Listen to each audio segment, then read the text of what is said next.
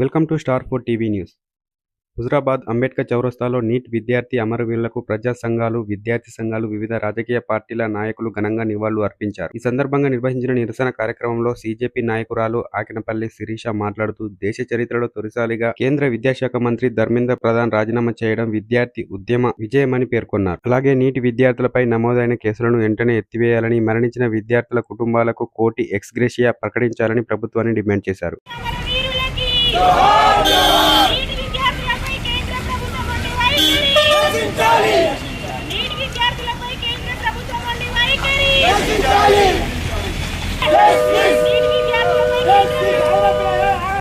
తప్ప అని ఆ రోజు డాక్టర్ బాబాసాహెబ్ అంబేద్కర్ గారు చెప్పినట్టు ఈ రోజు సోషల్ మీడియాలో పుట్టిన పార్టీ కాక్రోచ్ జనతా పార్టీ భారత రాజ్యాంగాన్ని కాపాడుకునేదే ముఖ్య లక్ష్యంగా పెట్టుకొని రాష్ట్రంలో కాదు దేశంలో ప్రతి చోట పేపర్లు లీక్ అవుతున్నాయి. మేము ఎంతో కష్టపడి చదువుకుంటున్నాం, మా భవిష్యత్తుని ఆగం చేస్తున్నారని ఒకే ఒక్క నినాదంతో కేంద్ర విద్యాశాఖ మంత్రి రాజీనామాయే ముఖ్య లక్ష్యంగా కాక్రోచ్ జనతా పార్టీ చేసిన నిరసనకి ఈ రోజు ప్రతిఫలంగా ధర్మేంద్ర ప్రధాన్ గారు రాజీనామా చేయడం శుభసూచకం.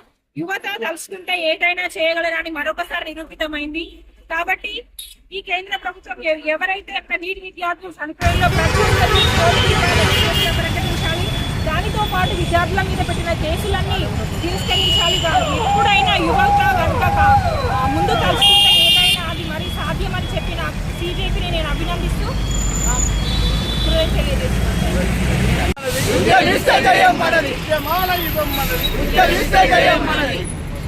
మరి ఇలా పోరాటాల ద్వారానే మనం హక్కులను సాధించుకుంటామని చెప్పి మరి కాక్రోచ్ జనతా పార్టీ పేరుతోటి మొదలైన ఉద్యమం జంతర్ మంతర్ దగ్గర దాదాపు 2 రోజుల పాటు దగ్గరికి వచ్చి ఇవాళ కేంద్ర ప్రభుత్వం మెడలు వచ్చింది.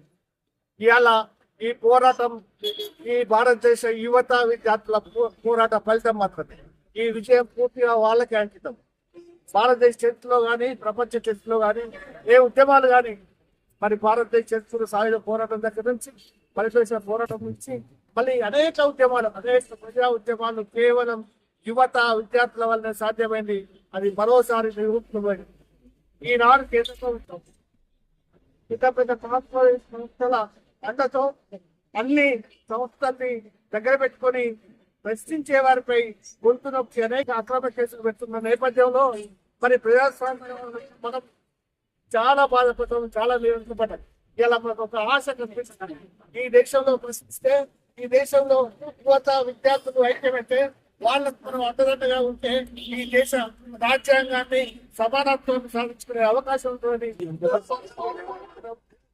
కాబట్టి వ్యక్తులారా, మేధావులారా, విద్యార్థులారా మనందరూ కూడా ప్రశ్నించడం మరి ప్రజలకుండే హక్కుల్ని భారత రాజ్యాంగం డాక్టర్ బిఆర్ అంబేద్కర్ గారు సాధించిన భారత రాజ్యాంగాన్ని ఆపడుతుంటే మరి ఈ దేశంలో అన్ని సాధించుకోవచ్చని మరోసారి రుజువైంది. కాబట్టి మరి ఇవాళ విద్యార్థులు మరి యువత చేసిన విజయాన్ని మరోసారి తీసుకుంటూ దాన్ని ఆదర్శంగా తీసుకుంటూ మనం ముందు పోవాలని సందర్భంగా కోరుతాం.